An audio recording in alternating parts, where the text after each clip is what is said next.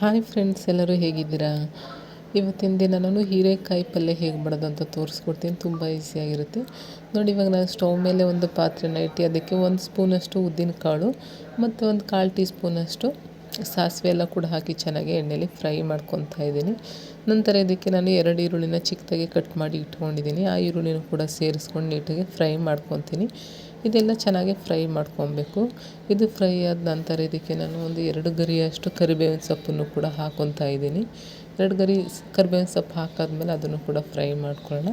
ನಂತರ ಒಂದು ಚಿಕ್ಕದಾಗಿ ಮೀಡಿಯಮ್ ಆಗಿರೋ ಒಂದು ಟೊಮೊಟೊನ ಕಟ್ ಮಾಡಿ ಹಾಕ್ಕೊಂಡಿದ್ದೀನಿ. ಇದನ್ನು ಕೂಡ ಫ್ರೈ ಮಾಡಿ ನಂತರ ನೋಡಿ ನಾನು ಒಂದು 1/4 kg ನಾನು ಹೀರೆಕಾಯಿನ ನೀಟಾಗಿ ವಾಶ್ ಮಾಡಿ ಕಟ್ ಮಾಡಿ ಇಟ್ಕೊಂಡಿದ್ದೀನಿ. ಆ ಹೀರೆಕಾಯಿನೂ ಕೂಡ ಸೇರಿಸ್ಕೊಂಡು ಅದನ್ನು ಕೂಡ ಎಲ್ಲನೂ ನೀಟಾಗಿ ಮಿಕ್ಸ್ ಮಾಡಿ ಚೆನ್ನಾಗಿ ಬೇಯಿಸ್ಕೊಬೇಕು. ಇದಕ್ಕೆ ಯಾವುದೇ ರೀತಿ ನೀರು ಹಾಕೋ ಅವಶ್ಯಕತೆ ಇಲ್ಲ ಇವಾಗ, ಯಾಕಂದರೆ ಹೀರೆಕಾಯಲ್ಲಿ ನೀರಿನ ಅಂಶ ಇರೋದ್ರಿಂದ ಅದೇ ನೀರು ಬಿಟ್ಕೊಳ್ಳುತ್ತೆ. ಅಲ್ಲಿ ತನಕ ಚೆನ್ನಾಗಿ ಸ್ವಲ್ಪ ಫ್ರೈ ಮಾಡ್ಕೊಳ್ಳೋಣ. ನೋಡಿ, ಇವಾಗ ಸ್ವಲ್ಪ ನೀರು ಬಿಟ್ಕೊಂಡಿದೆ, ನೀರಿನ ಅಂಶ. ನಂತರ ಇದಕ್ಕೆ ನಾನು ಸ್ವಲ್ಪ ಮಸಾಲೆನೇ ಸೇರಿಸ್ಕೊತೀನಿ. ಒಂದು 1/4 ಟೀ ಸ್ಪೂನಷ್ಟು ಅರಿಶಿನ ಪೌಡರ್ನ ಹಾಕ್ಕೊಳ್ಳೋಣ. ನಂತರ ಒಂದು 1/4 ಟೀ ಸ್ಪೂನಷ್ಟು ಚಿಲ್ಲಿ ಪೌಡರ್ನ ಹಾಕ್ಕೊಬೇಕು. ಚಿಲ್ಲಿ ಪೌಡರ್ ಮತ್ತು ಅರಿಶಿನ ಪೌಡರ್ ಆದರೆ ಸಾಕಾಗುತ್ತೆ ಇದಕ್ಕೆ. ನಂತರ ನೀವು ಸ್ವಲ್ಪ ಕಡಲೆ ಹಸಿಟ್ಟಿದ್ದರೆ ನೀವು ಕಡಲೆ ಹಿಟ್ಟನ್ನು ನೀರಲ್ಲಿ ಮಿಕ್ಸ್ ಮಾಡಿ ಅದನ್ನು ಕೂಡ ಹಾಕ್ಕೊಳ್ಳಿ, ತುಂಬ ಚೆನ್ನಾಗಿರುತ್ತೆ. ನೋಡಿ, ಇವಾಗ ನಾನು ಸ್ವಲ್ಪ ಇದನ್ನು 2 ಮಿಕ್ಸ್ ಮಾಡಾದಮೇಲೆ ಅದು ಫುಲ್ ಡ್ರೈ ಆಯಿತು ಅಂಥೇಳಿ ಸ್ವಲ್ಪ ನೀರನ್ನು ಆ್ಯಡ್ ಮಾಡ್ಕೊತಾ ಇದ್ದೀನಿ.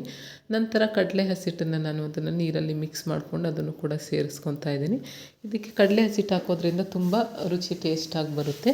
ನೋಡಿ, ಇವಾಗ ಅದನ್ನೆಲ್ಲ ಹಾಕಾದ್ಮೇಲೆ ನೀಟಾಗಿ ಮಿಕ್ಸ್ ಮಾಡ್ಕೊಳ್ಳೋಣ. ಮಿಕ್ಸ್ ಮಾಡ್ಕೊಂಡು ನಾವು ನೀರು ಬೇಕು ಅಂದರೆ ಸ್ವಲ್ಪ ನೀರನ್ನು ಸೇರಿಸ್ಕೊಬೋದು.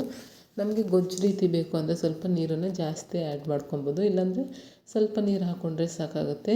ಅದು ಹೀರೆಕಾಯಿ ಬೇಯೋಷ್ಟು ಸ್ವಲ್ಪ ನೀರು ಹಾಕ್ಕೊಂಡ್ರೆ ಸಾಕಾಗುತ್ತೆ. ನೋಡಿ, ಹೀರೆಕಾಯಿ ಎಲ್ಲ ಚೆನ್ನಾಗಿ ಬೇಯಿಸ್ಕೊಂಡು ನೋಡಿ, ಈ ರೀತಿ ಫೈನಲಿ ಈ ರೀತಿ ರೆಡಿಯಾಗುತ್ತೆ. ತುಂಬ ಚೆನ್ನಾಗಿರುತ್ತೆ. ನೀವು ಕೂಡ ನಿಮ್ಮನ್ನು ಟ್ರೈ ಮಾಡಿ ಹೇಗೆ ಬಂತು ಅಂತ ನನಗೆ ಕಮೆಂಟ್ ಮಾಡಿ ತಿಳಿಸಿ.